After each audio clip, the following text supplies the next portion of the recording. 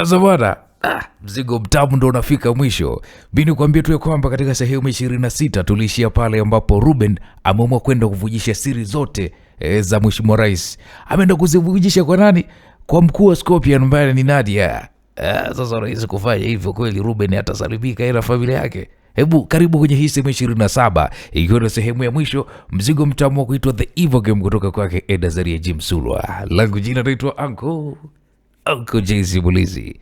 Bale, karibu ndugu yangu.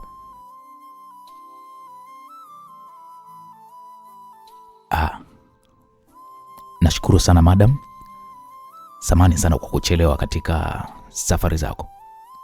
Ruben, bila samani, karibu sana ndani. Nashukuru sana madam. Naam, Ruben akatoa ishara kwa walinzi wake wabaki nje na yeye akaingia ndani akiongozana na Nadia. Wakasalimiana pale na Ryan pamoja na Naima. Unatumia kinywaji gani? Madam, hapana. Mimi situmii kinywaji chochote, asante sana.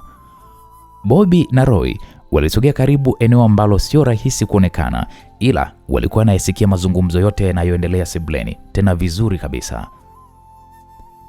Madam, nimekuja na ombi moja kwako madam. Nakusikiliza. Familia yangu mimi imetekwa. Mke na wanangu waliokuwa wanaishi nchini Marekani wametekwa. Pole sana Ruben. Nini ambacho mimi naweza nikafanya sasa? Nimeona nguvu yako madam kwenye masuala mazima ya kutawala ujasusi wa kiduniani. Rais wa nchi alitekwa na ukamrudisha kiweko salama kabisa. Ikiwa viongozi kama viongozi tulipoteza mwelekeo wa kujua ni wapi rais alipo. Ruben, acha kuzunguka sana. Natambua ulichokifanya jana usiku. Uliwashambulia rafiki zako na ilibaki kidogo tu uwaue. Nini labda nikusaidie? Hebu go straight to the point. Madam, nina taarifa za siri zinazoweza kumuondoa rais madarakani. Natambua kwamba uwezo huo unao, lakini nahitaji uongee na Bobby. Bobby amshawishi mke wake aiachie familia yangu niweze kutoroka na kwenda mbali kuishi. Kama uliweza kuwasaliti Bobby na Roy ambao ni marafiki zako, hivi ni kwa kipindi gani vile? Miaka 18. Ruben alijibu hivyo kwa sauti ya unyonge. Ryan akaingilia haya mazungumzo. Ruben, sisi ni wanaume. Mimi nilikuwa kwenye hayo majukumu ya kijeshi karibia utoto wangu mpaka kuwa mtu mzima na kuanzisha familia. Katika vitu ambavyo nilihakikisha haviniumbishi mimi kwenye kazi yangu ni kuingiza tamaa ya kumsaliti mwanaume mwenzangu, hususan mpambanaji mwenzangu. Sasa imekuwaje kwako Ruben ukawasaliti marafiki zako? Hapo Ryan alizungumza huku akimtazama Ruben usoni mwake. Ruben alikuwa anaonyesha majuto makubwa mno. Ruben akasema, nimekosea. Nilidhani ninalinda taasisi ya urais niloapa kuilinda, ila ndani yake imejawa na usaliti mkubwa sana.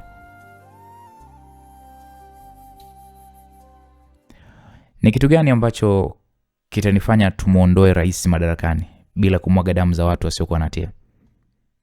Madam, kwenye hii flash kuna kila aina ya mambo ya siri niloyafanya na rais kipindi hicho na baada ya yeye kuingia madarakani.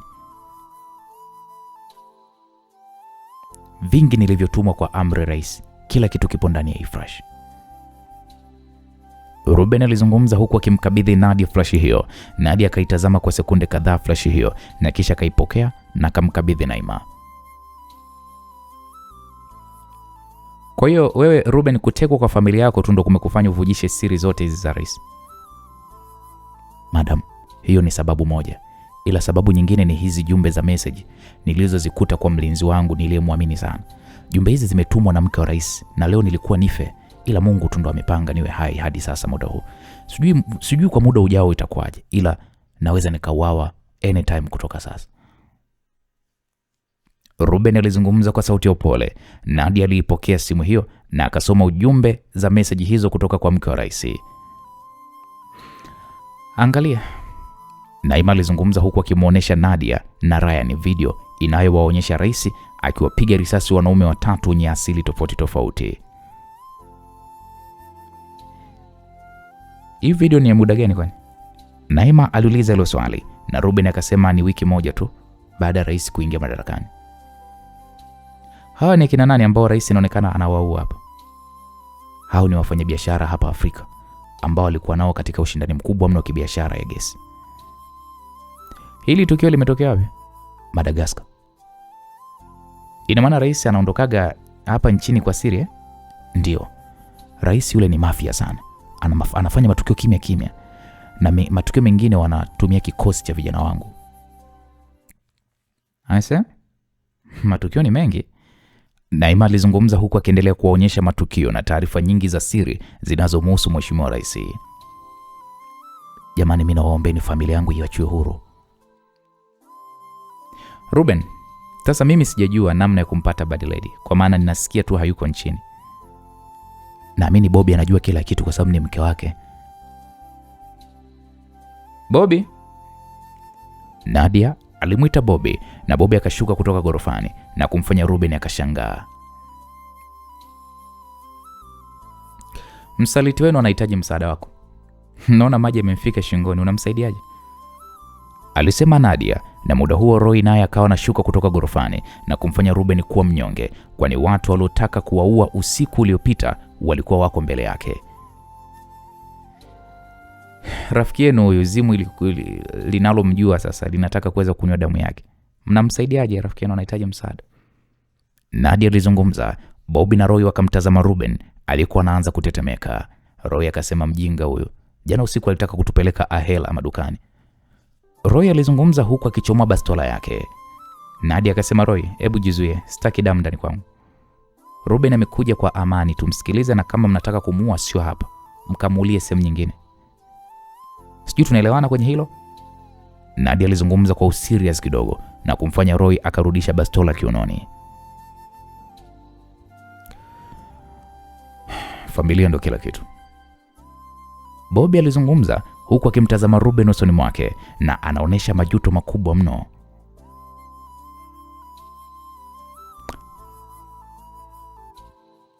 Roy, hebu nisaidie simu yako.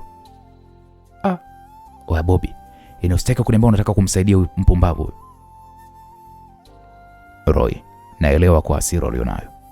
Ukiona mwanaume amekubali kujisahihisha katika eneo ambalo alikuwa analichukulia poa, basi tambua kwamba maji yamemfika shingoni. Tuongee mara moja. Bobby alizungumza na wakatoka nje wakiongozana, wakatoka nje kabisa. Bobby akasema, nisikilize Roy. Natambua sisi sote tuna hasira ya kumfanya tulichokuwa tumekusudia kumfanya Ruben. Ila Ruben amekuja hapa akiwa mikono nyuma. Anaonesha anahitaji msaada. Kaka, kumbuka haya hayajapita hata masaa 24 toka afanye ujambazi wake. Unataka kumsamehe? Najua Roy. Na ninaelewa vizuri sana. Hii kaka ni evil game. Kuna muda bahati inakuangukia upande wako na kuna bahati inaangukia kwa mwenzako. Jamaa jana alibeti na kwa bahati mbaya beti yake ililiwa. Ila kumbuka mimi na wewe tunakwenda kuwa baba. Sioni haja ya kuendelea kutengeneza maugomvi ambayo yatatuweka katika nafasi mbaya mno bro. Tunahitaji kuwa na familia zenye amani mimi na wewe. Bobby alizungumza kwa sauti ya upole na kumfanya Roy ashushe pumzi nyingi mno. Roy, kama ingekuwa ni wewe, mkeo na mwanao wametekwa na huna njia nyingine ya kufanya zaidi ya kufuata masharti uloelezwa, ungefanya hivyo bro. Kwa inatakiwa Ruben tumwelewe. Tulizana Roy. Mimi nahitaji amani. Nataka kuishi na mke wangu. Nahitaji nikuone na wewe unaishi na familia yako na mtoto wenu atakayezaliwa. Jana naamini imekuwa ni siku yetu ya mwisho kufanya operation ya kujiokoa. Hadi hapa nilipofikia mimi na achana kabisa na haya mambo. Nimekuelewa bro. Nashukuru kwa kunielewa. Ila mnakwambia mpumbavu sitoka nikamwamini. Hatutomwamini pamoja. Ila acha niongee na wife. Hapo Roy akamkabidhi simu Bobby na Bobby akampigia simu Bad Lady.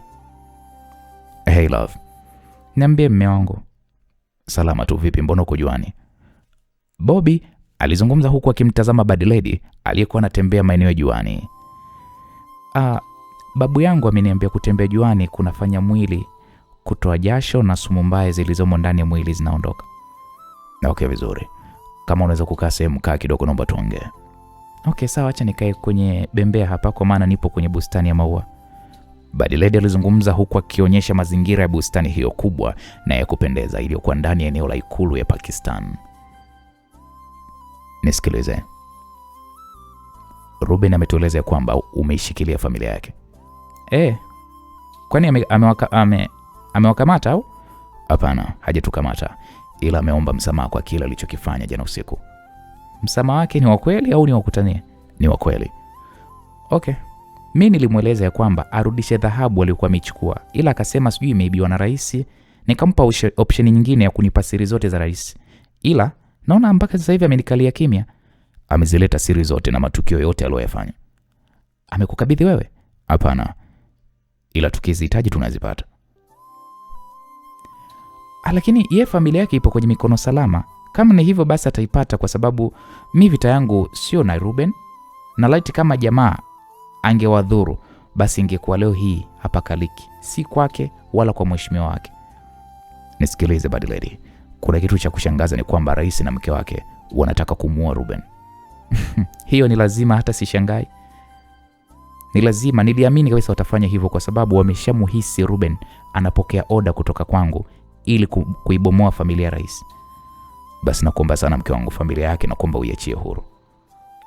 Mme wangu, mimi mbona sina tatizo katika hilo. Endapo nitapata siri zote za rais, hata sasa hivi anaweza kujua ni wapi mke wake na mwanae walipo, na wakaja kuichukua familia yao. Ila mimi ni mtu ninayehitaji kumwangusha rais, full stop.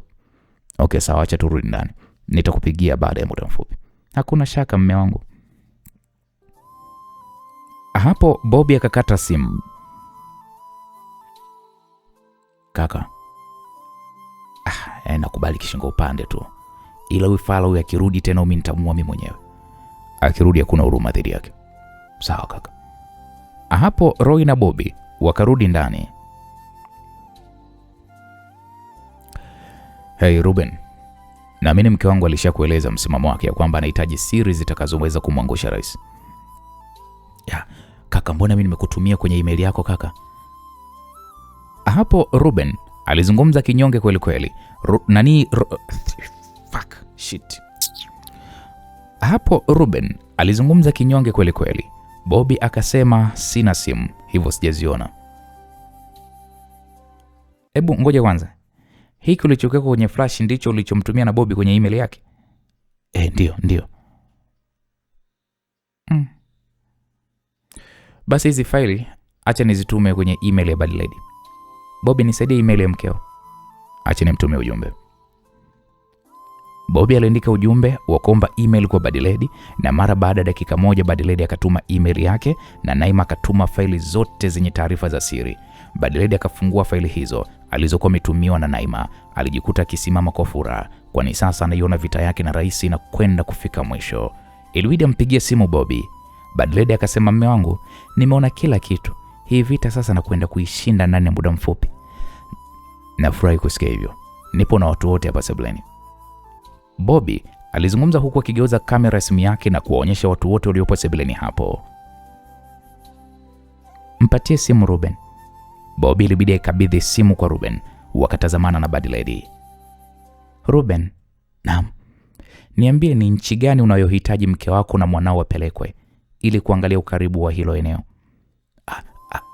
London, Uingereza. Mimi kule na nyumba yangu kule wanaifahamu. Naomba wapeleke huko. Sawa, watapelekwa, na kama utakwenda Uingereza utawakuta huko. Naamini watu wote wananisikia kwamba familia ya Ruben inakwenda Uingereza. Tunakusikia vizuri tu kijana wangu. Nadia alizungumza na kumfanya Badiledi atabasamu. Madam, shikamoo. Marahaba kipenzi. Ruben ilibidi aikabidhi simu kwa Nadia huku machozi ya furaha yakimwagika. Poleni bwana, niliondoka bila kukuaga. Hao jamaa mimi wangeniua. Badiledi alijitetea. Nadia akacheka. Usijali. Natambua ni jitihada gani unazozifanya kufikia malengo kama binti wa kike mpambanaji na mwenye ndoto kubwa. Madam, umekuwa ni mtu unayenipa hamasa ya kuamini kwamba naweza na nitaweza. Ni vyema sana Bad Lady. Hii kesi ililetwa kwangu. Dada mkubwa mie. Na ninashukuru pia tumeweza kuisolve kwa amani kabisa. Na mtu wako unayemwinda umeshakabidhiwa taarifa zake. Zimenifresha sana, tena sana tu. Okay, Bad Lady, fanya kweli sasa safari hii. Scorpion kama Scorpion hatutaweza kuingilia. Lipa kisasi cha kifo cha babako na ni wakati wako sasa.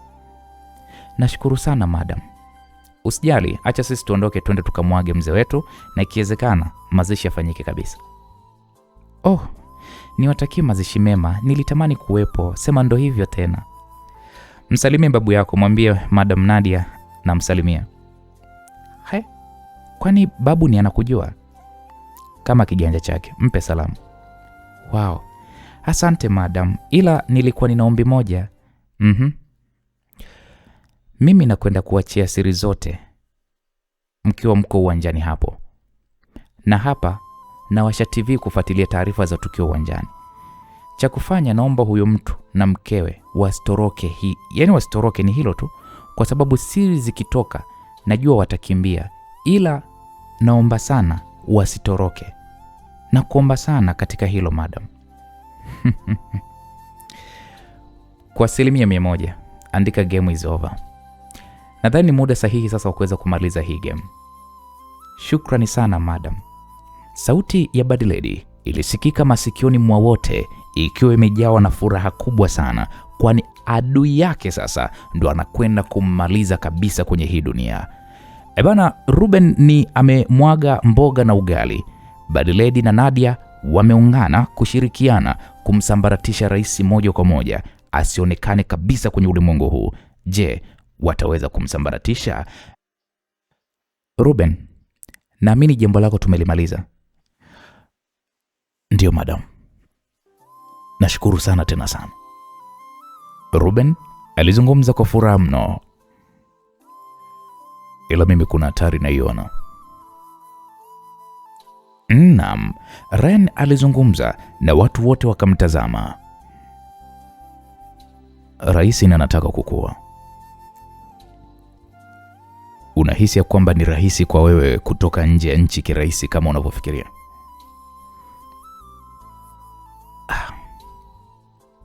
Ni kweli. Namjua mheshimiwa rais, mipango yake, najua njia zake, na najua watu wa timu yake. Najua uwezo wake na mipango yake. Ruben, unajidanganya bana. Kivipi madam? Ulijua ya kwamba mlinzi wako ni mmoja wa watumishi ambaye anaweza akapokea amri na kuitekeleza ndani ya muda huo? Swali la Nadia likamfanya Ruben kwanza akae kimya.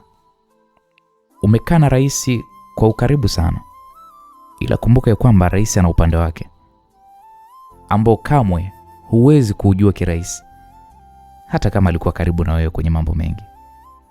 Ni vyema ukabaki hapa. Acha sisi twende, tukirudi tutapanga nini cha kufanya. Familia yako ipo kwenye mikono salama kwa sasa, ila acha kwanza tupange nini cha kufanya. Sawa madam. Bobby pamoja na Roy mtabaki hapa kwa ajili ya uangalizi wa ndugu yenu. Si kama tunakuweka kizuizini Ruben, ila ni kwa usalama wako. Najua unajua uwezo wa ndugu zako. Madam samani, naweza nikaongea kidogo? Roy alizungumza huku akinyosha mkono. Ndio Roy, unaweza kuzungumza. Jamani, mimi nisiwe mnafiki. Yaani mkiniacha na huyu jamaa, mnaweza mkakuta maiti yake, kwa sababu simuamini kabisa. Na bado tukio la jana usiku mimi linajirudia sana kwenye akili yangu. Yaani bado naona kama vile picha nikifunga hivi kope za macho yangu yani. Na mbaya zaidi tukio lile linanifanya yani niloyafanya yani mimi naomba mtu msiniache hapa ndani. Mkiniacha na huyu jamaa mimi naomba ukweli mtakuta nimemuua. Roy alizungumza huku machozi yakimwagika usoni mwake kwa uchungu vibaya mno. Okay, sawa. Bobby na Roy ondokeni. Ruben, utabaki hapa na walinzi wako pamoja na walinzi wangu ambao ni wachache. Naamini kwamba tatizo litakuwa limetatuliwa. Sawa madam. Muda huo Bobby alimtazama Ruben ambaye alikuwa na hasira naye vibaya mno. Wakaingia ndani ya magari na kuondoka nyumbani hapa, nyumbani kwa Nadia. Tusiende uwanjani, Roy alizungumza huku akimtazama Bobby. Bobby alikuwa anaendesha gari aina Mercedes G-Wagon, huku gari 4 zinazofanana na anayoiendesha Bobby ikifuata kwa nyuma. Bobby ilibidi amuulize Roy, kwa hiyo unahitaji tuende wapi? Bobby, kiukweli sijisikii kuwa eneo lenye kelele kama uwanjani. Roy alizungumza huku akitoa simu yake mfukoni na kisha akampigia Nadia.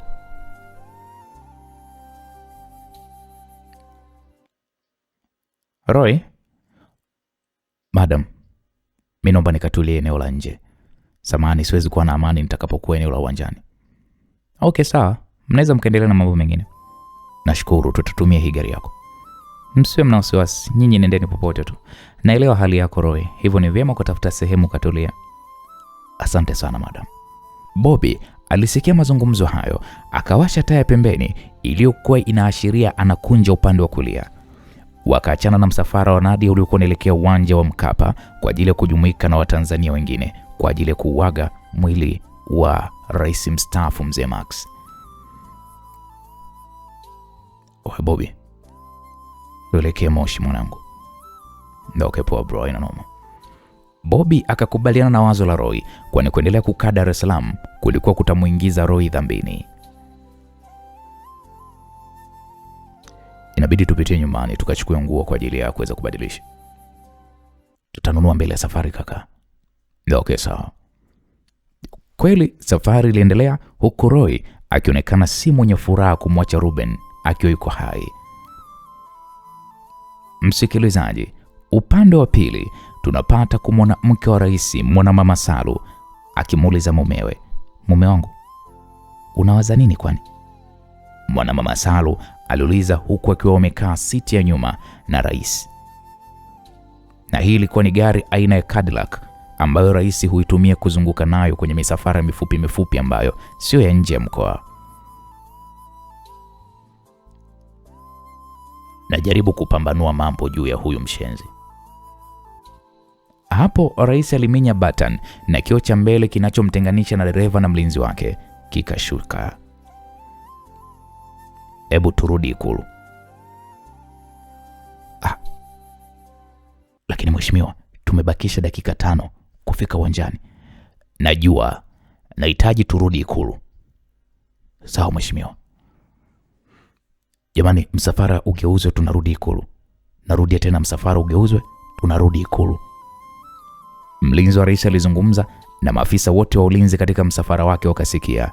Zikaanza pale kugeuzwa pikipiki 12 za askari usalama barabarani zilizokuwa zimetangulia mbele. Msafara kurudi Ikulu ukaanza. Mume wangu, mbona tunageuza? Sioni usalama wetu. Ikulu ndio sehemu pekee ambayo kwa sasa tunaweza kuwa salama. Kwa nini mume wangu? Ruben ametusaliti. Natambua mtu ambaye anaweza kwenda kuungana naye kwa haraka na kuwa msaada kwake ni yule mshenzi ule Nadia. Unahisi ni nini kitatokea endapo watafanya shambulizi tukiwa tuko eneo la public kama lile? Nimekuelewa mume wangu. Rais alichukua simu iliyopo ndani ya gari hilo na kisha akampigia mkuu wa majeshi. Mheshimiwa Rais, nahitaji ulinzi uongezwe mipakani. Nahitaji Ruben asakwe popote alipo na ikiwezekana auawe. Sawa Mheshimiwa Rais. Ila naweza kuuliza ni kwa nini Ruben auawe? Samahani kwa kuhoji amri yako. Ruben nimegundua ni mpelelezi wa mataifa mengine. Anajua kila kitu cha nchi kutokana na kuwa alikuwa karibu na mimi. Hivyo hakikisha Ruben anakamatwa. Sawa Mheshimiwa Rais. Nimekuelewa. Naagiza vijana kutekeleza majukumu hayo. Safi sana. Rais alikata simu huku gari zikizidi kuendeshwa kwa mwendo wa kasi mno kuelekea Ikulu. Wakafika Ikulu na rais moja kwa moja akaelekea katika ofisi yake huku akiwa ameongozana na mkewe. Mke wangu, inabidi tuondoke hii nchi, tutoroke. Tunatoroka, tunaenda wapi? Na kwa nini tutoroke mme wangu? Nisikilize mke wangu. Tunapoendea tunakwenda kudhalika. Ruben ana siri zangu zote. Ana siri zangu zote mbaya, zote ambazo zinaniweka kwenye wakati mgumu sana. Na mpaka sasa hatujui Ruben yuko wapi. Mwanamama Salo alishusha pumzi huku akimtazama mumewe.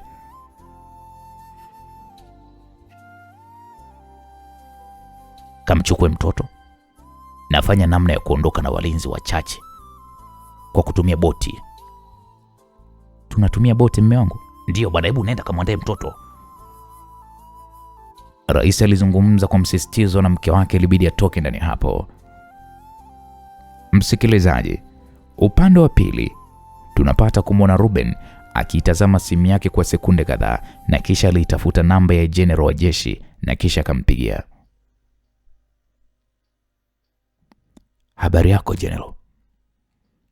Salama tu. General alizungumza huku akitazama jinsi anavyoondoka uwanjani mara tu baada ya kupewa amri na rais kuhakikisha kwamba anamkamata Ruben, kwani Ruben ana siri za nchi. Msafara wake ulitoka ndani ya uwanja na kuacha baadhi ya viongozi na wananchi kujawa na mshangao, kwani rais alipaswa kufika uwanjani hapo ndani ya muda mfupi toka walivyotangaziwa. Ruben akasikika akisema, General, natambua hadi sasa hivi utakuwa umeshapewa amri ya kunikamata. Umejuaje? Ninatambua rais ni mtu wa kupaniki, kwa sababu jaribio lake la kwanza la kuniua yeye na mke wake limeshindikana. Hivyo kwa sasa wanatumia nguvu ya kijeshi ili kuweza kunidhuru. Najua unanijua vizuri General, na hata nafasi uliyopewa ni mimi ndiye nilokupendekeza. Naelewa Ruben, ila unatambua kwamba tunafuata amri. Ni kweli tunafuata amri. Mimi na wewe ni wanajeshi, ila rais hakuwahi kupita jeshi zaidi ya kwetu ni mtu mwenye magenge ya kiuhalifu. Unamaanisha nini Ruben kusema ni mtu mwenye magenge ya kiuhalifu? Na kutumia ushahidi wa siri zote za mheshimiwa rais, yeye kama general wa ngazi za juu kabisa ya jeshi, utaamua nini cha kufanya. Makamu wa rais yupo, ila usalama wa nchi upo mikononi mwako. Utakapotazama yote nitakayokutumia, kama utaona nina makosa, niko tayari kujisalimisha, ila kama utaona sina makosa, basi utajua nini cha kufanya. Na ukinitumia nione. Msikilizaji, muda huo general alizungumza na kisha akakata simu. Notification ya email mpya ilionekana katika simu yake. Akaifungua na kuitazama kwa sekunde kadhaa.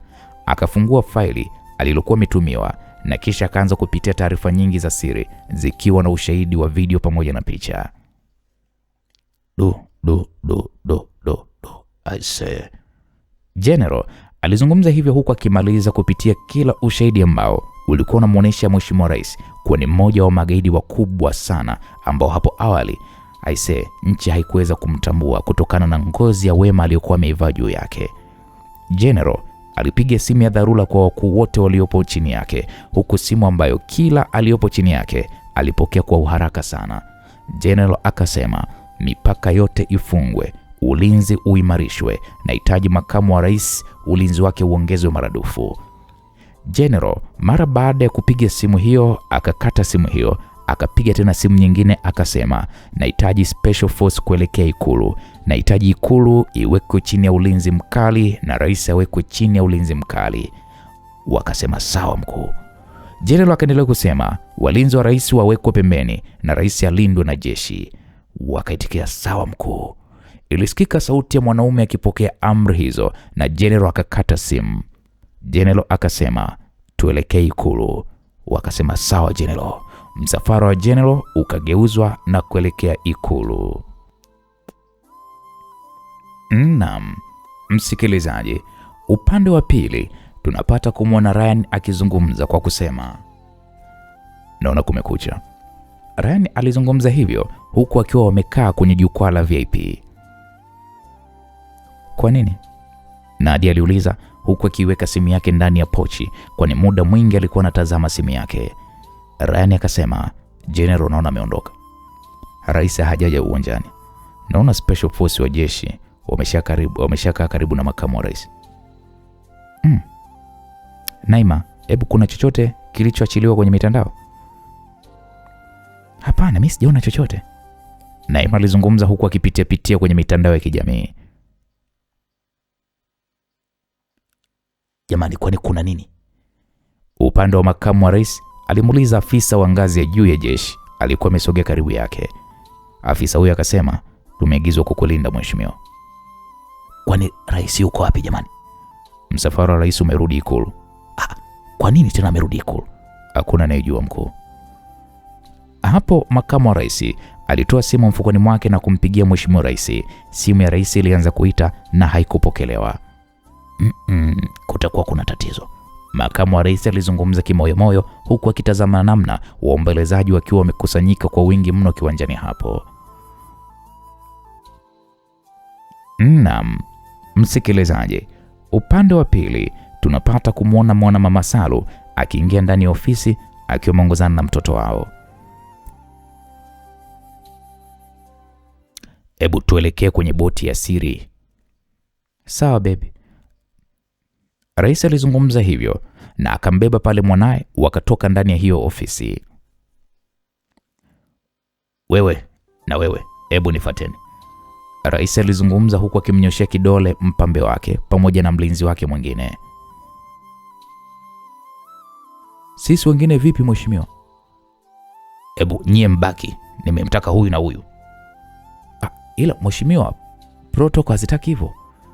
Jukumu la sisi walinzi wote ni kukulinda na tupo tayari kwa ajili yako. Kama kuna kitu unapaswa kunieleza mimi kwanza mheshimiwa. Mpambe wa rais ADC alizungumza huku akimtazama rais ambaye anaonyesha kuwa na wasiwasi mno. Okay, sawa. Wote twendeni chap tuondokeni. Tunakwenda wapi mkuu? Umebadilisha msafara na sasa hivi unataka twende. Tunakwenda wapi? ADC alizidi kuhoji. Rais akasema, wewe fata amri yangu bana. Rais alizungumza kwa ukali mpaka walinzi wake wote wakabaki wanatazamana. Ona sasa, kuna watu mimi wanataka kuniua. Wote nyinyi mnatambua kilichotokea mara ya kwanza mwezi uliopita. Kwa hiyo sitaki nipoteze tena watu wangu au niingie mikononi mwa adui zangu. Tuondokeni haraka. Tunatoroka na boti ya rais. Sawa? Rais hakumaliza sentensi yake, na hii ilikuwa ni mara baada ya kuona kikosi kikubwa cha makomando kikiingia eneo hilo huku akiwa na silaha nzito za kivita. Rais ilibidi kwanza mshushe mtoto wake chini. Kiongozi wa hiko kikosi maalum cha kijeshi ambacho mara nyingi ni mara chache sana kuonekana kutokana na majukumu yake. Kiongozi wa hiko kikosi cha jeshi akasimama mbele ya rais, akapiga saluti na wengine wote wakapiga saluti. Mkuu huyu wa hiki kikosi cha majeshi akasema, Mheshimiwa Rais, tunakuomba urudi ofisini kwako tafadhali. Wewe kama nani? Unahitaji mimi nirudi ofisini kwangu? Wewe kama nani? Tuna amri moja tu mheshimiwa, kukulinda na kuilinda Ikulu. Kuanzia hivi sasa sisi ndio tutakao kulinda wewe na familia yako pamoja na eneo zima la Ikulu. Si nje wala ndani. Walinzi wako kwa sasa hatuwahitaji. Kwanza wewe unajua unaongea na nani? Unajua mimi nani? Akamwambia ndio, naongea na wewe Rais wa Jamhuri ya Muungano. Rudi ofisini kwako tafadhali. Mwanaume huyo ambaye ndiye kiongozi mkuu wa kikosi cha majeshi kilichoingia hapo Ikulu alikuwa amejichora uso wake kwa rangi nyeusi kama walivyokuwa wanajeshi wenzake. Alizungumza na kumfanya rais ashushe pumzi taratibu. Kiongozi huyu akasema, jukumu letu sisi ni kumlinda rais. Tunaombeni vitambulisho vyenu. Kiongozi wa timu ya rais alizungumza huku akimtazama mwanaume huyu aliyesimama mbele yake. Komando huyu akasema, Mheshimiwa, tafadhali rudi ndani. Komando huyo alizungumza huku akimshika rais bega na kuwafanya walinzi wote wa rais kuwaelekezea makomando hao bastola. Zikasikika sauti hizo za bastola kukokiwa, huku mitutu hiyo ya bunduki wakielekezea kwa walinzi wa rais. endapo watafanya kosa la kufyatua risasi hawa walinzi wa rais, basi watashushiwa mvua ya haraka mno kuliko vile ambavyo wenyewe wanafikiria. Bwana, harakati za rais kutaka kutoroka nchi zimegonga ukuta. Je, General ni maamuzi gani ambayo ataamua kuyachukua kwa ajili ya kuendeleza usalama wa nchi ambao kwa sasa nchi inaonekana ipo mikononi mwake? Hebu sikilizeni nye. Shusheni hizo silaha zenu. Hamoni niko na familia yangu? Ni picha gani mnayoionyesha mbele ya familia yangu? Rais alizungumza kwa kufoka na watu wote wakatia amri yake. Okay, sawa. Naingia ofisini kwangu. Rais alizungumza, akaingia ofisini kwake akiongozana na mkewe, mwanae pamoja na walinzi wawili. Kiongozi wa makomando hao wakaingia ndani ya ofisi ya Mheshimiwa Rais. Jamani, kwani nini kinachoendelea? Mheshimiwa, jukumu nililopewa ni kuhakikisha wewe na Ikulu mnakuwa mpo katika usalama wote. Wewe nani kakupa hiyo amri? Nimepewa amri na General. Sasa wewe, mimi na General nani mwenye cheo kikubwa? Ni wewe Mheshimiwa Rais. Sasa unachukuaje oda kutoka kwa General? Linapokuja swala la usalama wa nchi, jeshi linachukua uongozi. Kwa hiyo maana yake nyinyi mmenipindua, si ndio? Mnanipindua mimi rais, si ndio? Sijaongelea kukupindua Mheshimiwa. Ninachokiongelea hapa ni ulinzi wako kuimarishwa, kwa sababu lolote bali likikupata, jeshi ndilo litakaloweza kuwajibika kama tulivyowajibika katika kukutafuta ulipotekwa na familia yako. Hapo mlango kafunguliwa na General akaingia ndani ya ofisi ya rais. Rais akaanza kubwata pale. Wewe General, wewe ndio umeamrisha hili jeshi lije kunizuia mimi? Kukuzuia kwenda wapi mkuu? Kunilinda? Ndio. Kwa nini umetuma jeshi lije hapa Ikulu? Naomba watu wote mtoke nje nizungumze na Mheshimiwa Rais. Mimi mke wangu atoki, mke wangu anabaki. Rais alizungumza huku akimtazama General usoni mwake. General akasema hili swala ni la usalama wa nchi. Mimi nimesema mke wangu haendi popote. Wewe zungumza, mke wangu mimi atoki. Sawa. Hapo msikilizaji, walinzi wakatoka ndani hapo, akabaki rais, mkewe pamoja na mwanae. Mheshimiwa, una shutuma nzito ambazo endapo zikitolewa kwenye vyombo vya habari, nchi itaingia kwenye mgogoro mzito sana. Bwana, wewe nishazoea hizo shutuma za kubambukiziwa. Mimi nabambukiziwa shutuma kila siku. Zungumza kilichokufanya ulete jeshi hapa Ikulu. Mheshimiwa, mimi ni mtumishi wako ninayekutii. Ila linapokuja swala la nchi, nilikula kiapo kuilinda nchi yangu hadi siku nitakayoingia kaburini, na sikuapa kutetea maovu ya kiongozi yoyote. Katiba ya nchi haisemi hivyo, na ndio maana sifa za mgombea rais zinakuwa wazi kabisa. Endapo unakosa sifa hizo, basi uweze kupata nafasi ya kuwa kiongozi wa nchi. Wewe bwana, hebu acha kona General. Ongea kilichokuleta. Hapo General alitoa simu mfukoni mwake na kumkabidhi Mheshimiwa Rais, akamuonesha ushahidi wote aliokuwa ametumiwa na Ruben. Rais akaanza kuupitia ushahidi huo mmoja baada ya mwingine, video ambazo rais anaonekana. Unaambiwa rais jasho likamtoka, hofu ikamtawala, wasiwasi na mashaka vyote vikamjia. Alijua Ruben ana siri zake, ila sio siri nyingi kwa kiwango hicho, tena zikiwa zimerekodiwa. General akauliza, Mheshimiwa, ni sahihi kuendelea kushika nchi? General aliuliza, na hapo akamfanya Mwanamama Salu kuchukua ile simu kutoka mikononi mwa mumewe. Mwanamama Salu akaipitia, akaona ushahidi wote. Mbona unamua rais? Ila we General, wewe si tunaweza tukaongea kitu jamani, Kwa sababu haya mambo yanazungumzika. Unajua hapo mwanzoni hayakuwa wazi sana. Sawa babangu, we sema tu General, kiasi gani unataka? Kama unataka pesa, si tutakupa. Tuache si tutoroke. Mwanamama Salu alizungumza huku machozi akimlengalenga. General alishusha pumzi taratibu. Ingekuwa ni jambo ambalo mimi nalijua peke yangu, basi ningelizika kwenye kaburi. Ila hili swala ni lako rais, na wewe madam. Jumbe ulizokuwa unamtumia mlinzi wa mshauri wa mume wako ili amue ambaye ni Ruben ziko hapo. Je, mnahisi Ruben ataacha kuzituma hizi taarifa kwa maadui zako, ambao juzi tu video ya kumua mmoja wa wasibu wa baba yako ilishatoka kwenye mitandao ya kijamii na kilichotokea mlikiona? Kwa hili jambo ningekuwa nalijua mimi peke yangu, mngeweza kulizima hivyo ambavyo nyinyi mnataka. Sasa wewe General, kwa nini mliamua kumkosea? Kumkosea nani? Labda tu nikuulize. Ruben ni mtu wenu wa karibu. Najua ana siri zenu nyingi. Ikiwa mnajua ana vitu vizito kama hivi, ni kwa nini mliamua kumsaliti Ruben? Nini kilitokea kati yenu ikiwa Ruben alikuwa ndio mstari wa mbele kuwa na wewe? Eti Mheshimiwa Rais, unaweza ukanijibu hilo swali? Nini kilitokea mkapishana na Ruben ili hali ukijua kabisa Ruben ana mambo mazito ambayo yanakuhusu?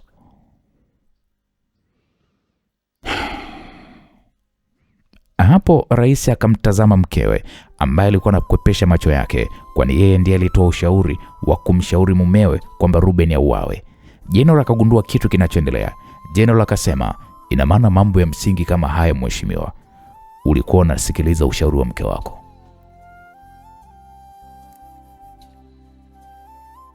Ruben alikuwa ni jamaa ambaye alikuwa ni genius sana kwenye ushauri, na ndio maana maamuzi mengi sana ulikuwa unayategemea kutoka kwake. Inakuwaje unafanya kosa kama hilo kwa ushauri wa mwanamke ambaye hata wewe mwenyewe tu hakuongozi? Nchi ina watu zaidi ya milioni 60 na wanahitaji uongozi thabiti kutoka kwako, na wewe unakwenda kupokea mawazo kwa mke wako. I say, kweli hapo nimefanya kosa. Umefanya kosa gani? Nimemsikiliza mke wangu. Ngoja nikupe darasa moja mheshimiwa. Ninatoa mifano michache tu. Adam, mwanaume wa kwanza kuumbwa na Mungu, alimsaliti Mungu kwa kusikiliza ushauri wa mkewe ambaye ni Eva. Samson, mwanaume aliyekuwa na nguvu nyingi kutoka kwa Mungu, aliingia kwenye mikono ya Wafilisti kwa sababu ya ushawishi wa Delila. Kuna mifano mingi sana iliyotokea kwenye dunia ikionyesha kwamba kuna watu walikuwa na nguvu na power, ila walipata maanguko makubwa kwa sababu ya wanawake. Hawa Mungu aliwaumba kuwa wasaidizi wetu, ila sio viongozi, na ndio maana mwanaume ameumbwa kuwa kichwa cha familia. Kila mtu ana siri zake, kila mtu ana mapito ya maisha yake. Kwa nini mtu ambaye unajua kabisa huyu ni kama petroli, ana kibiriti, akiwasha tu njiti moja ni unateketea? Kwa nini unakosana naye? Hatupendi kubadili hizi nafasi za uongozi, hususan wa ngazi za juu, ila panapokwenda unakwenda kuachia madaraka na unakumbana na mashtaka makubwa kama haya ya aibu.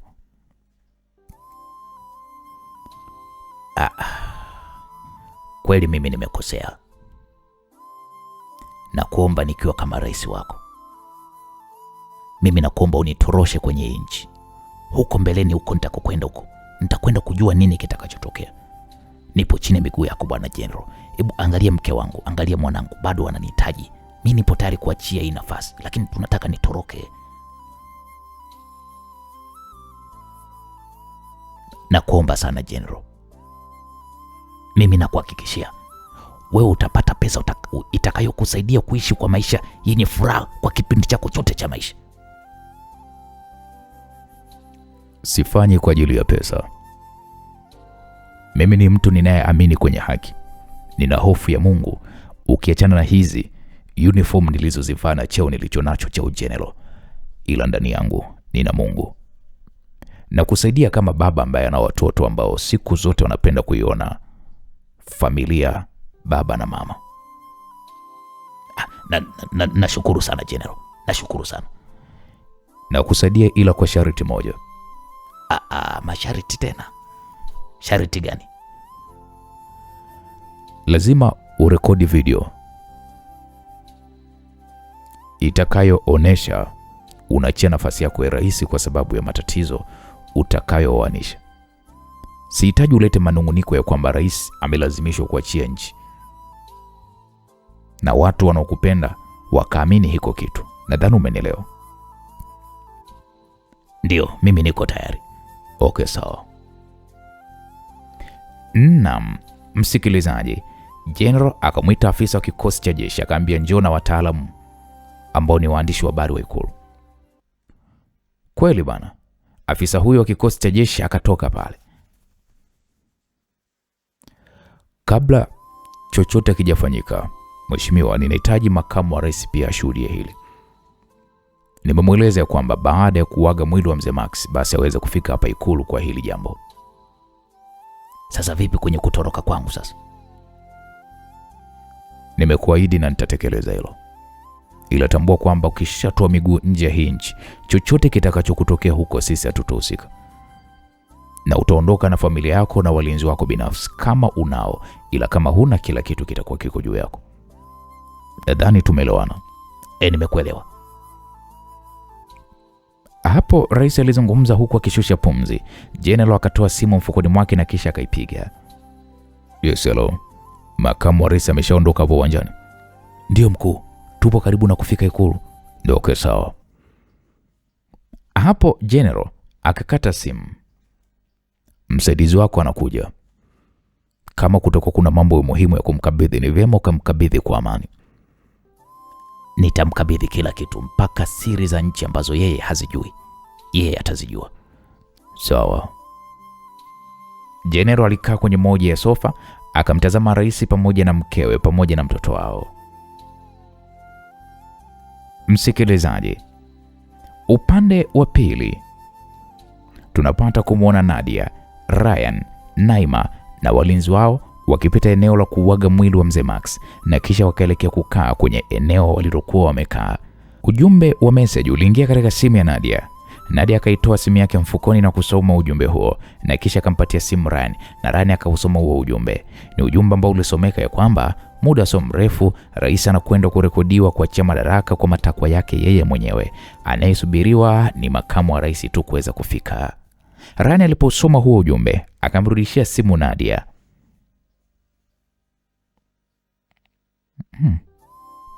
Ndio maana akuje. Lakini Bad Lady amekuomba kwamba asitoke nchini. Ni kweli aliniomba Bad Lady rais asitoke ndani ya nchi, ila ngoja nikampigie kwanza simu. Okay, sawa. Nadia alisimama na kisha kaondoka eneo hilo na walinzi wake wawili mpaka lilipokuwa gari lake. Aliingia ndani ya gari na kisha akampigia simu Bad Lady. Madam, za muda. Mimi niko poa, ndo tunajiandaa hapa kupandisha mzigo. Tumeshautengeneza kama documentary, yani hatoamini. Okay, ni vyema, ila nakuomba usiusambaze kwanza. Kwa nini? Watu wangu waliopo ndani ya Ikulu wanasema kwamba Mheshimiwa Rais anakwenda kurekodiwa video ya kujiudhuru nafasi yake ya urais. Alafu ni kwamba natambua lazima atajaribu kutoroka nchi. Akishapanda ndege au jinsi yoyote vile atakavyotoroka, basi utachiwe video na tutajua ni wapi anapoelekea na utammalizia huko. Hapo unasemaje Bad Lady? Ni wazo zuri sana kwa sababu lengo ni atoke madarakani na apoteze vitu vyote. Basi tutajua ni namna gani tutakavyoweza kumla huyu mwana haramu. Nashukuru kwa kunielewa Bad Lady. Asante. Naam. Nadia alikata simu na kisha akampigia simu Ruben. Madam, jamaa yako anakwenda kuachia ngazi. So, ushahidi umemtumia nani na nani? Nimemtumia General pamoja na Bad Lady. Basi usiuache pengine mpaka pale tangazo la kuachia madaraka litakapoweza kutangazwa. Sawa madam. Nadia alikata simu na kisha akatoka ndani ya gari na kisha karudi uwanjani. Karibu sana makamu wa rais.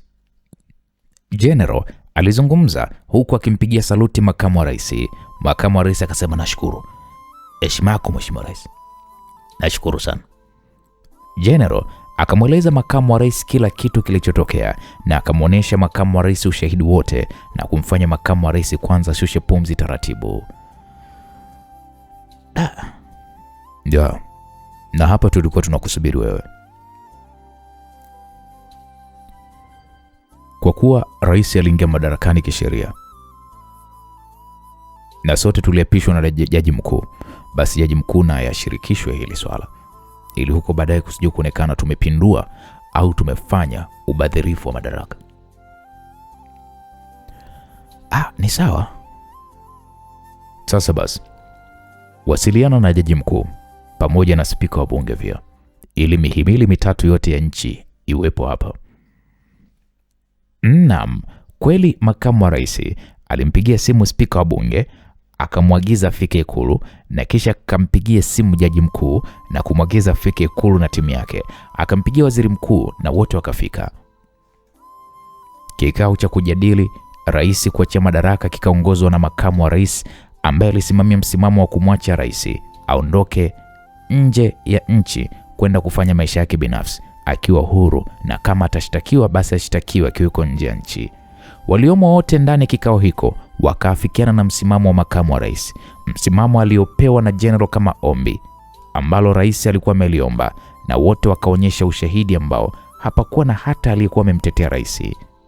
Muda wa rais kurekodiwa akiwa ofisini kwake bwana ukafika. Kamera 3 zote zikawekwa sawa, huku jaji mkuu, general, spika wa bunge na makamu wa rais, mpambe wa rais, mke wa rais na mwanae pamoja na waandishi wa habari wa Ikulu walianza kufuatilia tukio hilo nyeti kabisa. Taa 2 za kamera zikawashwa na rais akaanza pale kuzungumza.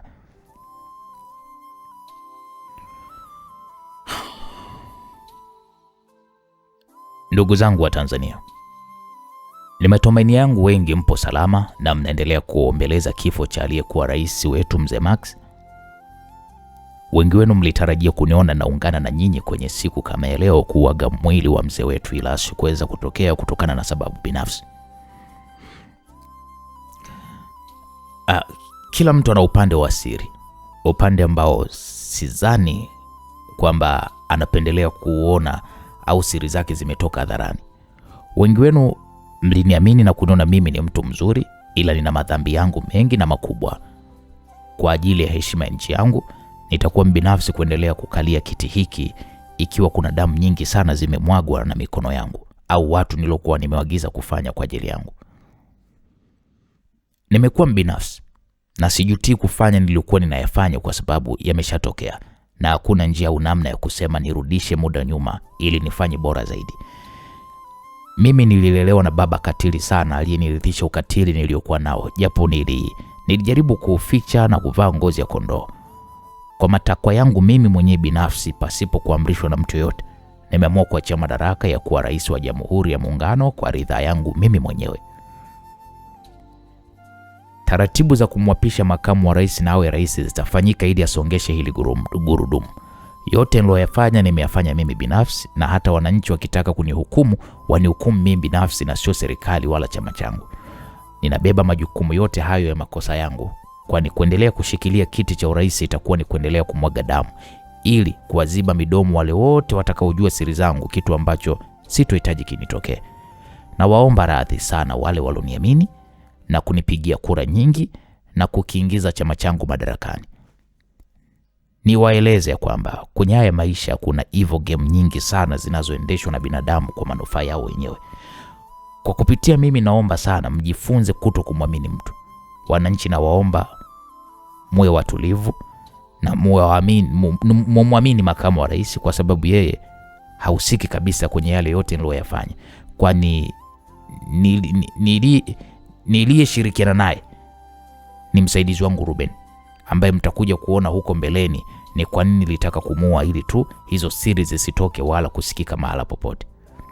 Wananchi, muwe watulivu kwenye hiki kipindi hiki ambacho nchi inapitia mabadiliko ya uongozi, na naomba muendelee kuunga mkono juhudi za serikali na watendaji wake wote. Asanteni sana. Naam, msikilizaji, rais akasimama akapeana pale mikono na makamu wa rais pamoja na viongozi waliopo ndani ya ofisi yake, huku kila kitu kikiendelea kurekodiwa. Uiongoze nchi kwenye haki, rais alizungumza huku akipeana mkono na makamu wa rais. Makamu wa rais akasema sawa, Mungu aniongoze. General, nashukuru sana kwa heshima yako. Wewe ni mtu mzuri, ulinifunza funzo kubwa sana kwenye maisha yangu. Nashukuru mkuu. Jaji, simamia uapisho wa makabidhiano ya ofisi kwa makamu wa rais. Sawa mheshimiwa. Speaker. Ndio mkuu. Waeleweshe wabunge wa chama chetu na wengine juu ya hili jambo. Sawa mkuu.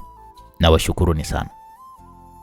Rais akamfuata mke wake alipokaa na taratibu mwanamama Salu akanyanyuka na kukumbatiana naye. Rais akambeba mwanae, wakatoka nje ya ofisi huku wakirekodiwa na waandishi wa habari wa Ikulu. Moja kwa moja wakaelekea mpaka kwenye msafara uliokuwa umeandaliwa kumpeleka rais uwanja wa ndege. Tayari ndege binafsi ilikuwa imeshaandaliwa na vitu vyake vya umuhimu vya yeye na familia yake vikiwa tayari vimeshatangulia uwanja wa ndege.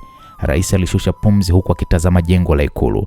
Aliingia ndani ya gari, na alipoingia ndani ya gari akakaa siti ya nyuma alipokuwa amekaa mkewe Salu na mwanae. Safari kuelekea uwanja wa ndege ikaanza.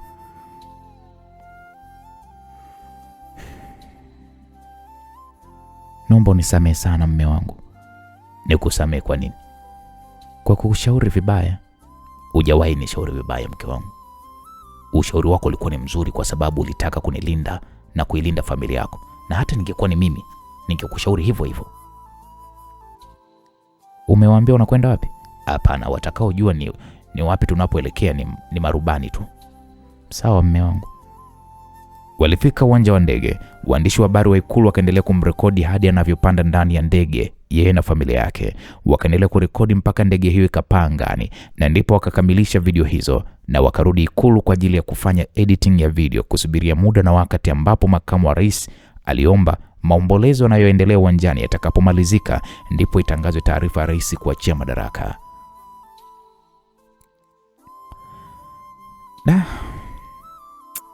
Siamini kwa kweli kama tumeondoka nchini. Mwanamama Salu alizungumza huku akishusha pumzi taratibu.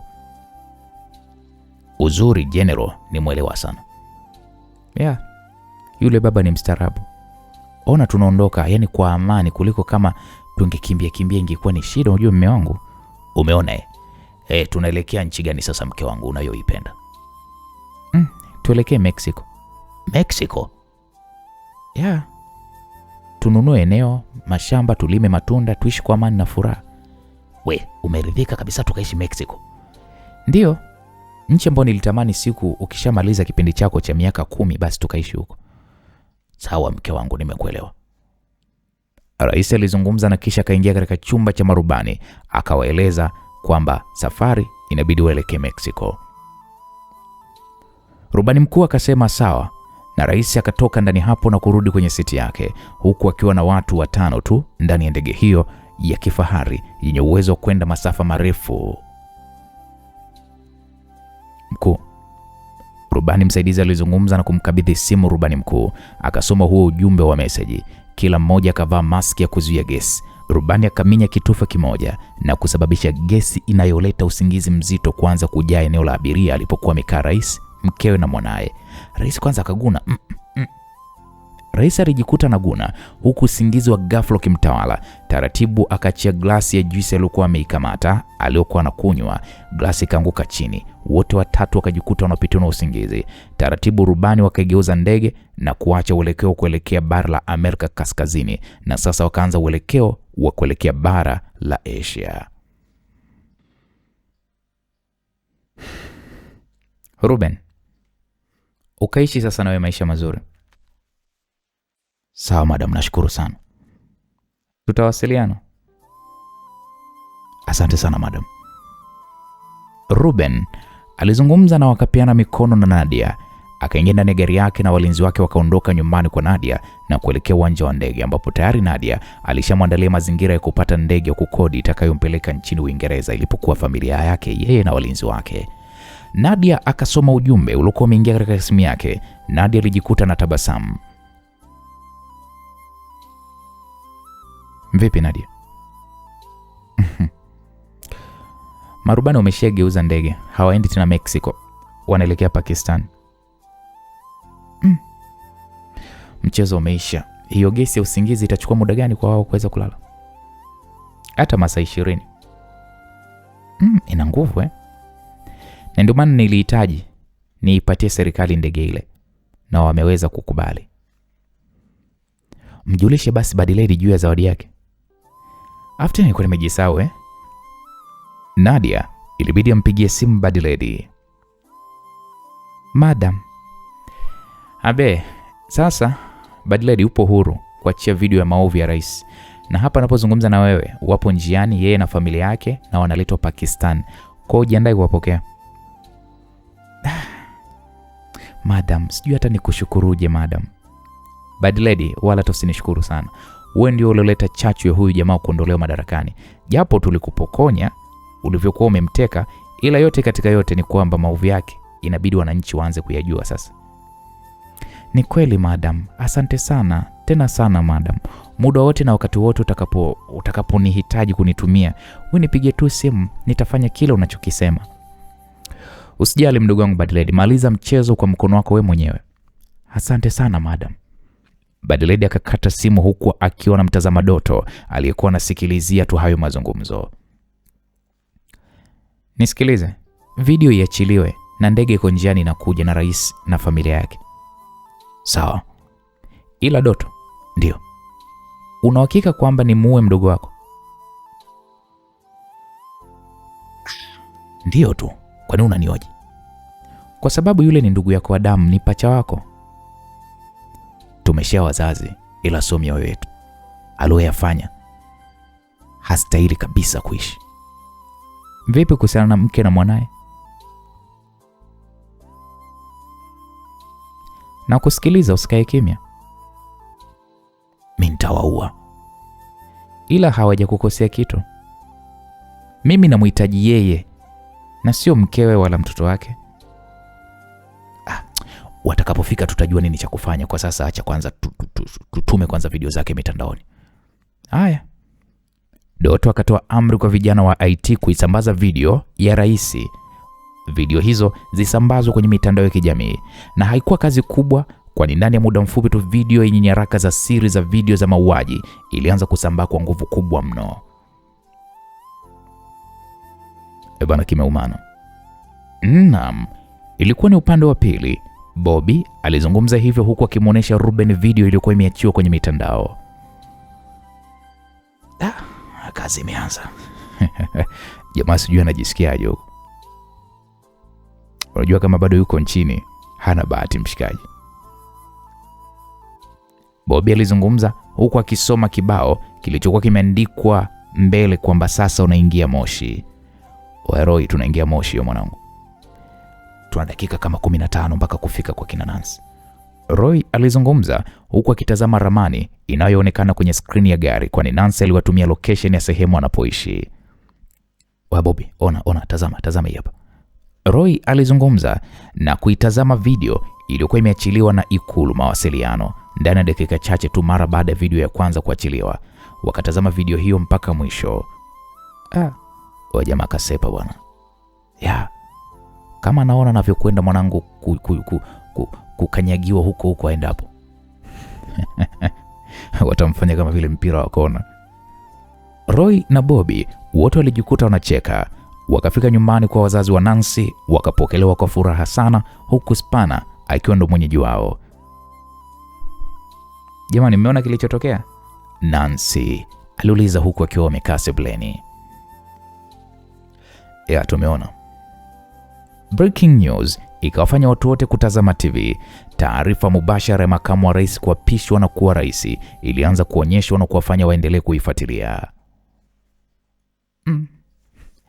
Hii ya leo inaitwa bandika bandua.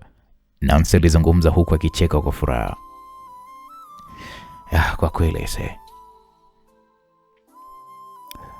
Roy, hebu mpigie kwanza mke wangu nisikie anasemaje juu ya hili. Roy ilibidi ampigie simu Badiledi. Badiledi akapokea. Mke wangu, naona mpango unakwenda kama ulivyopanga. Wewe acha tu mume wangu. Kuna wakati mambo yanakwenda vizuri, yani kama vile kumsukuma mlevi. Yani hiyo ndege aliyopanda sasa hivi ipo njiani na kuja Pakistan. Aliyefanikisha hayo yote ni Madam Nadia. Kwa kweli Mungu ni mwema. Kwa unaletewa mwana kondoo. Ni wakati wa kumtumbua nyama vile ambavyo unataka. Ni kweli mume wangu. Unamfanyaje sasa? Baby, unahisi nitamfanyaje? Okay, naisha kuelewa. Sisi tupo ukweni. Jamani Nancy. Shoga yangu, kama ukishaolewa nawaalika sana mje Pakistan, na mimi ndoa yangu itafanyika mara baada ya nyinyi kuja. Ndoa yako na nani? Ikiwa mimi nipo huku, mbona kama sijakuelewa? Jamani, sina wewe mume wangu. Unajua umenishtua sana, nikajua baba umepata mchepuko kwa Pakistan. Hapana, kwa kweli mume wangu, sina mimi mwanaume mwingine zaidi yako. Asante kwa hilo mke wangu, na nakupenda sana.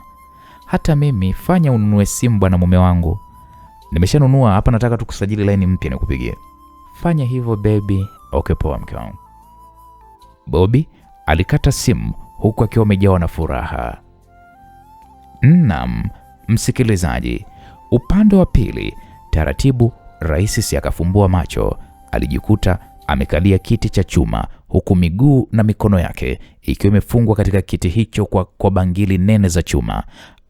Akaangaza katika kichumba ambacho kilikuwa kina kiti hicho kilichokuwa kimefunikwa ardhini, hivyo sio rahisi kuweza kunyanyuka nacho hicho kiti wala kujisogeza pembeni. Mheshimiwa Rais akatazama kioo kikubwa, kioo kisichoonyesha nje. Mheshimiwa Rais akasema, naota ama ni vipi? Rais alizungumza kimoyomoyo huku akiendelea kutazama taa nyeupe zenye mwanga mkali zilizokuwa zinawaka ndani ya hiko chumba ambacho kimewekwa rangi nyeupe katika kuta zake. Ukinitazama mimi, ninafanana sana na mume wako. Naam, ilikuwa ni sauti ya Doto. Alizungumza huku akiwa amesimama pembeni ya mwanamama Salu aliyefungwa pingu mikononi mwake, huku kwenye miguu akiwa amefungwa nyororo. Huyu mwanamama Salu alikuwa amezinduka masaa mawili toka walipopokelewa airport na Doto akiwa na wanajeshi wake. Vipi, unampenda mumeo? Doto aliuliza hilo swali kwa mwanamama Salu. Ndio. Ukiambiwa umchague mumeo na mwanao, mmoja wapo anatakiwa kufa, utamchagua nani? Mwanamama Salu alikaa kimya huku akitazama wanajeshi waliokuwa wamezunguka ndani ya hiko chumba. Eti shemeji,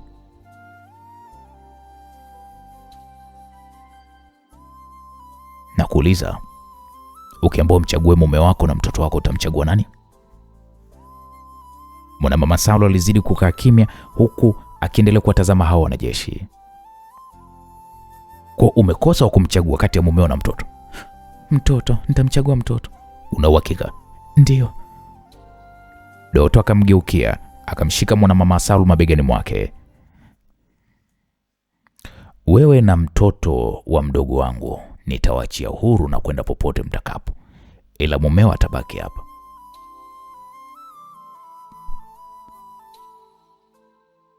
Umenielewa? Ndio. Mali zote anazozimiliki mume wako nitazirithi mimi. Wewe utapata 10% ya kila kitu kitakachokuwa kinaingizwa kwenye kampuni zote. Zitakusaidia kuishi wewe na mtoto. Sijui unanielewa? Ndio. Weka sahihi yako hapa. Doto akampa mwanamama Salu mkataba wa makubaliano. Aliusoma na kujiona akipata 10% ya biashara za mume wake ambazo pacha wake sasa ndo anakwenda kuziongoza.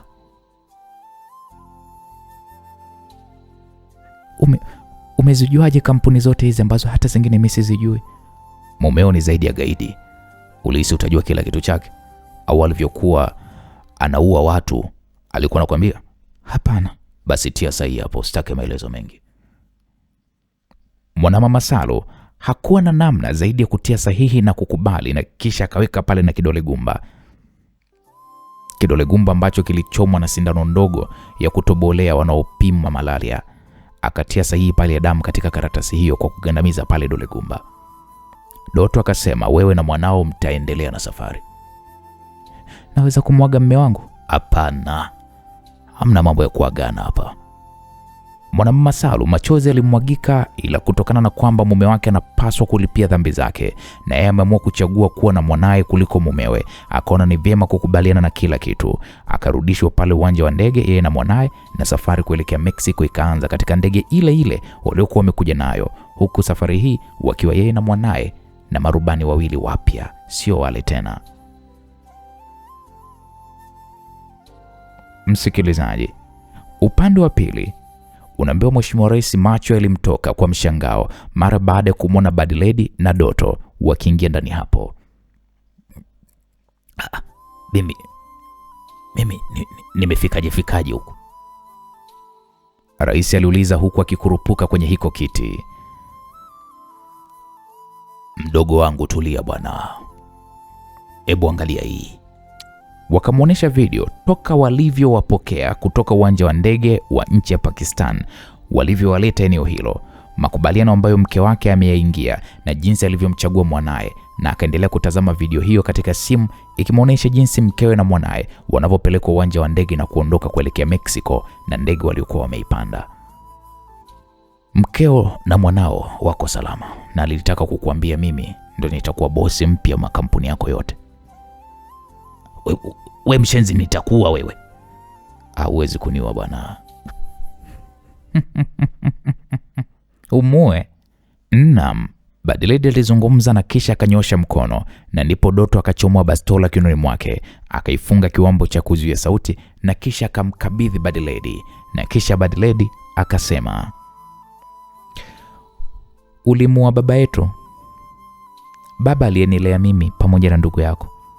Hivyo leo nilikuwa naisubiri hii siku iweze kufika kwa hamu kubwa sana.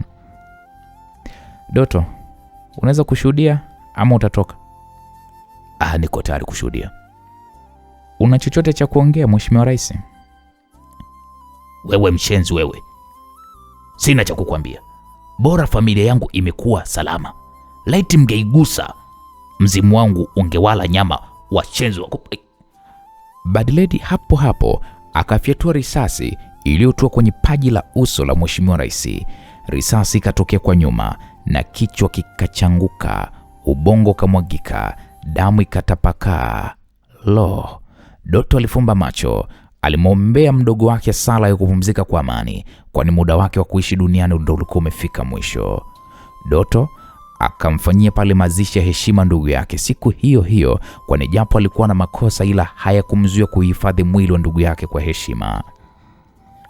Msikilizaji, Roy na Nancy wakafunga ndoa wiki moja baada ya wao kufika Moshi. Baada ya kumaliza mapumziko ya siku 3, waliungana na Roy kuelekea nchini Pakistan, ambapo walipokelewa kwa heshima kubwa mno na rais wa Pakistan akiungana na mjukuu wake kuwapokea. Baada ya wiki moja kukaa Pakistan na maandalizi ya ndoa ya Bad Lady na Bobby kukamilika, walifunga ndoa ya kifahari iliyohudhuriwa na viongozi wengi wa nchi za Kiarabu, ambao wengi walishangaa binti wa Kiarabu, tena mjukuu wa rais, kuolewa na Mwafrika mweusi kama Bobby. Mnajua mapenzi hayana rangi. Mapenzi hayana dini wala kabila. Wamependana, acha wafurahie maisha yao.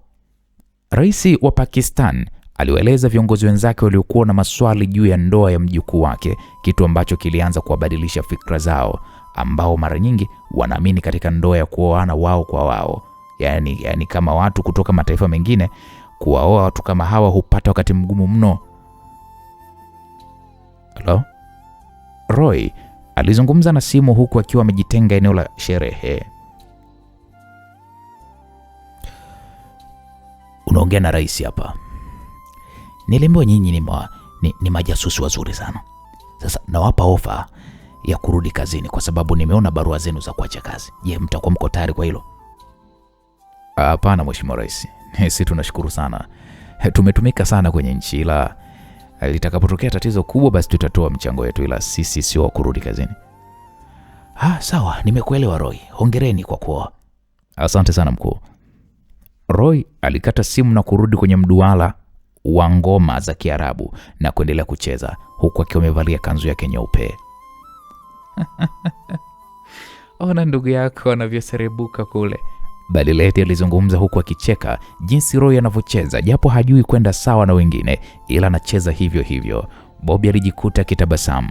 Simu ya Badileti ilianza kuita. Alipokea video call hiyo kutoka kwa Nadia. Hongereni sana. Tunashukuru sana madam, nipo na mume wangu hapa wa halali. Madam za wewe? Salama, na surprise yenu bwana. Ipi tena? Nadia akageuza kamera yake na kurekodi vipande vya madini vilivyokuwa vimepangwa vizuri kwenye chumba kikubwa. Mzigo wenu uliopotea umerudi. Hii ni zawadi yenu pamoja na Nancy na Roy. Wow. Karibuni sana. Nisiwachoshe, niendeleeni kuburudika. Asante sana madam. Badileti pamoja na Bobby walizidi kujawa na furaha, huku sherehe ya ndoa yao ikiendelea kupambwa na maonyesho mbalimbali yaliyokuwa yameandaliwa kwa ajili yao ili kuweza kuwaburudisha wao na wageni waalikwa. Bwana, kwanza nipende kumshukuru Mungu. Leo mzigo tumefika tamati kabisa. Na washukuru wale wote ambao umeisikiliza hii simulizi mwanzo mpaka mwisho. Ili sasa niwaambie kuendelea kupata mizigo mikali kutoka kwake Edazaria G Msulwa. Basi endeleeni kuwa hapa karibu na Uncle J Simulizi. Mizigo mitamu inaendelea kuja ndugu zangu. Hapa ni bumper to bumper. Ila mpaka kufika hapa The Evil Game imefika tamati. Bwana, shukrani nyingi sana zimwendee kwake Edazaria G Msulwa. Langu jina naitwa Uncle J Simulizi, tujia naye kwa kigongo kitakachokuja. Je, Edazaria atatuletea mzigo gani mara baada ya hii? Amini usiamini, kinakuja kigongo kikali kuliko hiki. Bwana, kaa mkao wa kula, na kama huja subscribe channel yangu hii, basi subscribe hivi sasa ili usipitwe na mizigo mitamu ambayo kila siku ninazidi kuiachia. Asante na kwaheri.